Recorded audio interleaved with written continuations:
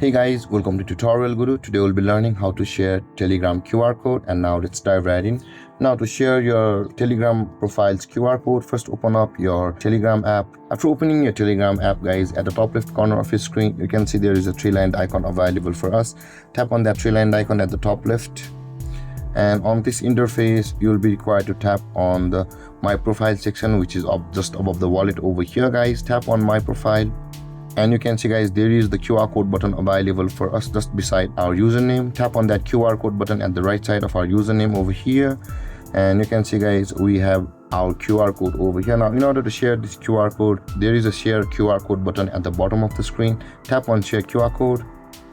And over here, guys, you can share your QR code to different ways, either Messenger, Facebook, and Gmail. I'll be just sending it to the Telegram itself. Let's tap on Telegram and let's choose a friend or a person to whom we want to send that QR code, and I'll be just sending it to my friend.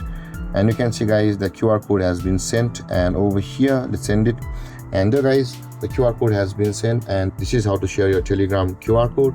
And if you have any confusions or questions regarding the topic, feel free to comment in the comment section below, and don't forget to like, subscribe, and hit that bell icon for more videos. Thank you for watching, guys. Peace.